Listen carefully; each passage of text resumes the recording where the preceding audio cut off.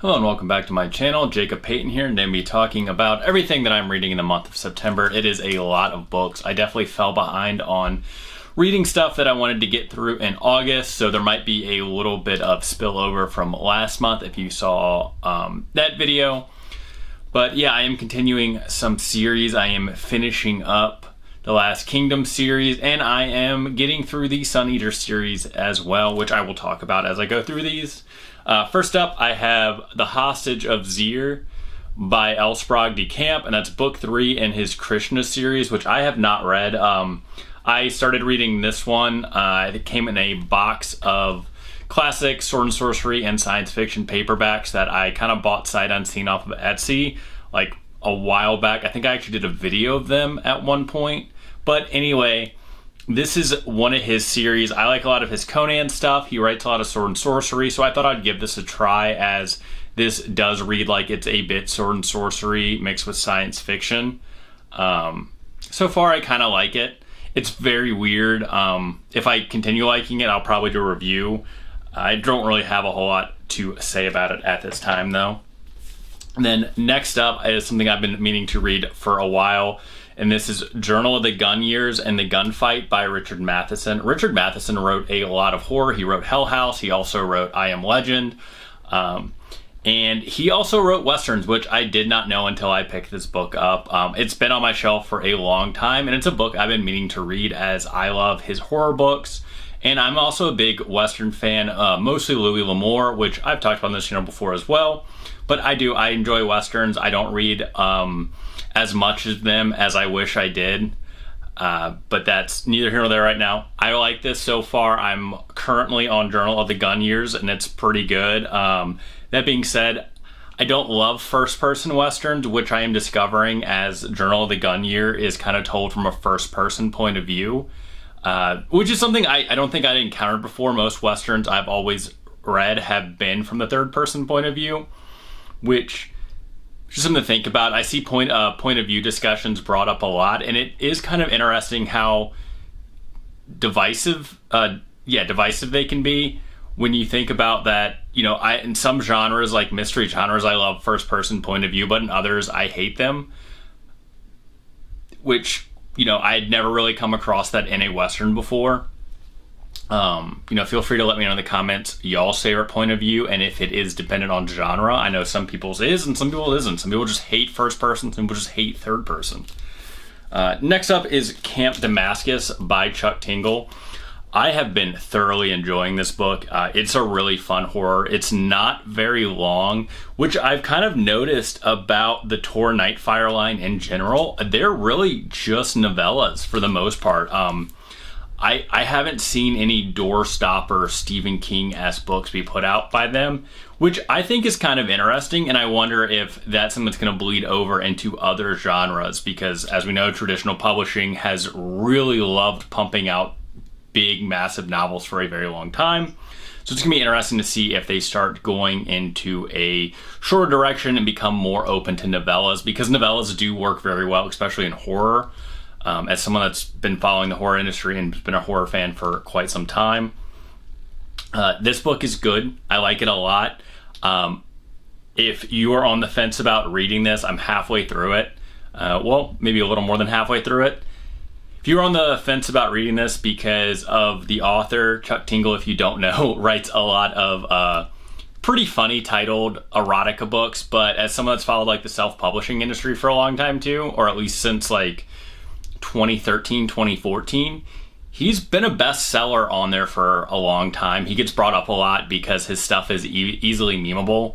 I'm not, you know, in case my channel ever gets monetized, I'm not going to start saying the names of or titles of some of his books, but you can look them up yourself and have a good laugh. That being said, this is not erotica. This is a really good horror book about a scary cult in Montana and their conversion camp. And I'm not going to spoil too much of it. I will definitely do a review on this book that does give some spoilers, because I am thoroughly enjoying it.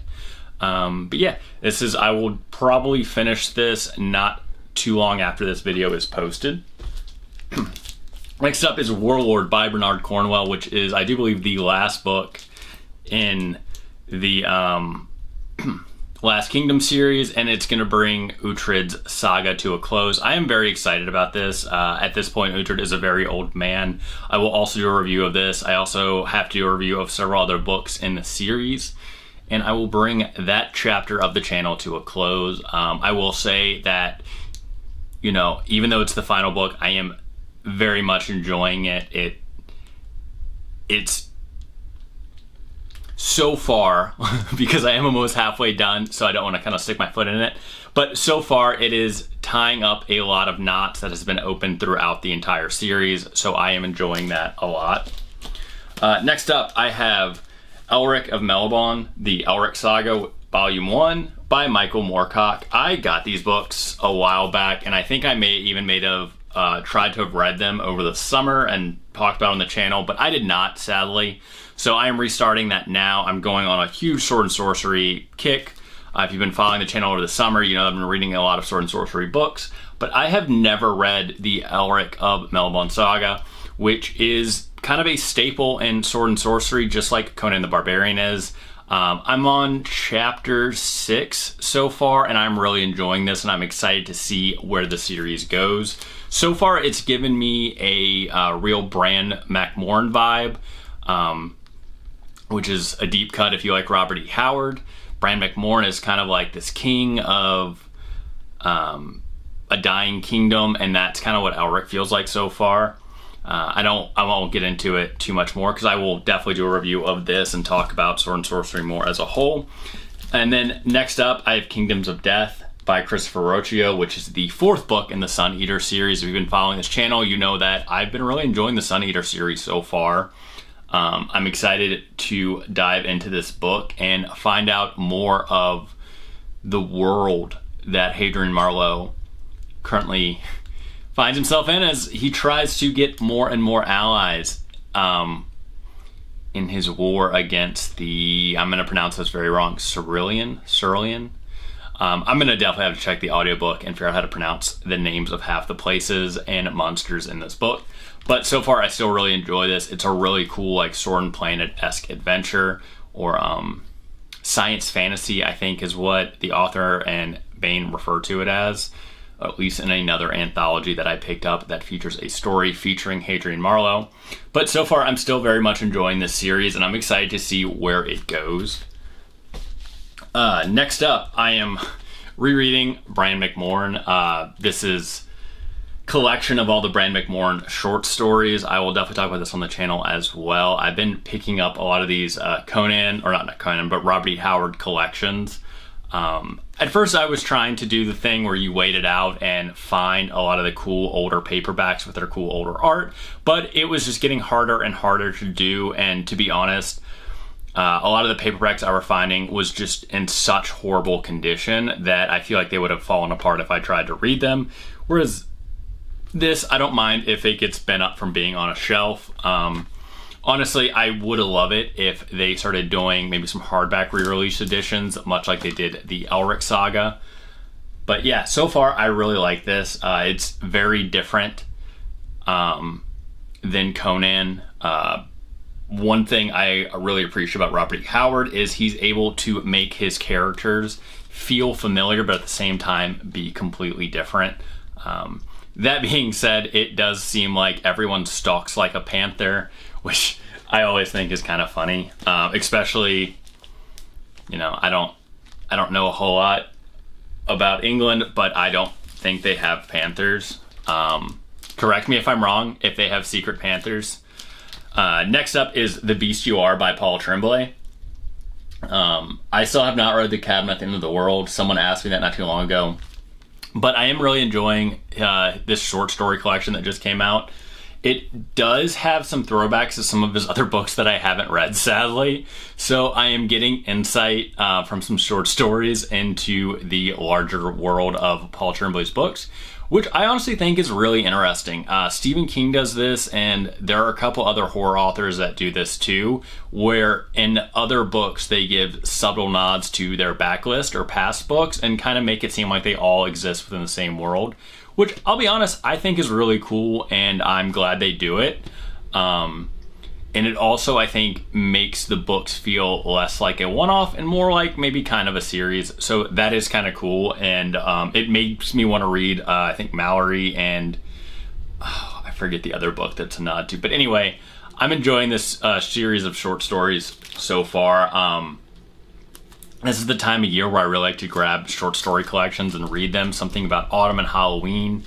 I just like being able to pick up a book and then put down a book and not have to be enmeshed in a deeper, bigger story, if that makes sense. So this is definitely the time of year where you'll see me talk about more and more short story collections. Next up, I have Ordinary Monsters by J.M. Miro. I have not read this book yet. I have heard about it. I keep seeing it everywhere. And I don't know what I originally thought this book was about, that I was like, I don't think I'm interested in this, because I am very interested in this. So far, I really like it. It's about kids with supernatural powers and an organization which is tracking them down to essentially be studied. But like all, basically any, X-Men or anything that has like kids with powers being hunted by one group, there's also going to be another group looking for them, and this other group so far seems to be pretty monstrous.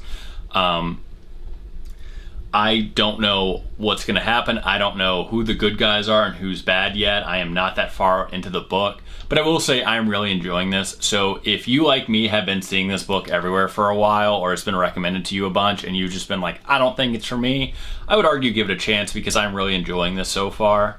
And it does seem, I'm pretty sure, to be a standalone. Feel free to correct me if I'm wrong. I have done absolutely no research before saying that. So I don't know if this becomes part of a larger series with these characters, or if this is a one-off book. I'm kind of hoping, well, I don't want to say that, because if it ends on a cliffhanger, I will be very sad if it's a one-off. But like I said, so far I'm really enjoying it. It is very big. I like the setting of the world. It's like the late 1800s. Yeah, I like stuff about kids with supernatural powers. Like I said, I was a big X-Men fan, so that is hitting all the right tropes for me. And then next up is another sword and sorcery book that just came out, and that is Howard Andrew Jones' Lord of a Shattered Land, The Chronicles of Hanuvar, Book 1. It's kind of got that cool cover. Bane is trying to put out more sword and sorcery books, which I'm very excited about. If you've seen me talk about the Son of the Black Sword, you know that I've really enjoyed the sword and sorcery books and series they put out so far. And Howard Andrew Jones is someone that has multiple fantasy series out there that are also really good, which I've read or started reading. Something of Kings. Anyway, I won't pretend I'll be able to pull that off the top of my head. I really like this book so far. It is written very much in the style of Kagan the Damned, which is another book series that I like a whole lot. That is a sword and sorcery series by Jonathan Mayberry. And what I mean by that is that the story takes place in what is essentially short snippets. I don't know if you can really see, but it's essentially less a novel and more a collection of interwoven novellas all following Hanuvar, which I really enjoy. I'm not gonna lie. At first I was a little turned off by it, but it makes it very easy to find stopping places. And for someone that reads as much as I read and is juggling a lot of books, I really appreciate that. And I like that about Kagan too. I like that the book is essentially a collection of short stories, which all intermingle together, right? If you read Kagan, there's some things that are as short as like 4 or 5 paragraphs, and then you go to the next character. This book only follows Hanuvar, and like I said, I'm really enjoying this so far. It's very much its own world with magic and different gods and stuff, but there's just enough throwback in the same way that, Conan does, that you can kind of pinpoint or at least pretend to understand what everyone's kind of almost like historic nationality is. Like, we know that the Dervans are kind of like the Roman Empire. Hanuvar kind of sounds like he could be like a Hannibal-esque character, right? He's like a defeated general of this massive empire that was more peaceful, that was more enlightened, and then we're kind of overthrown by like the warlike Dervans. And we are seeing kind of him coming to grips with that, and also him trying to find what his purpose now is in this New World Order, and it's really interesting. I like this a lot. I will definitely be doing a review of this. I'm also just very excited that Sword and Sorcery, like new Sword and Sorcery books, are being put out by, you know, big mainstream publishers. I think that's very exciting. At some point, I'm gonna have to do a video talking about all the Conan news that's come out. But anyway, I digress. I like this a lot, and that kind of wraps up everything that I am reading in September. It is a lot of books, but the weather's been pretty rainy here, so there's been a lot of indoor days, and hopefully as it gets cooler, I'll do some more reading on the porch. So a lot of incentives to get through a big stack of books. And this is also the time of year where I have less going on compared to summer, which is always nice. So yeah, that's my that's my September reading list. What are you guys reading this month? And also, if you've read any of these books, you liked them, didn't like them, let me know in the comments below. And if you enjoyed this video, please like and subscribe, and I will see you guys next time.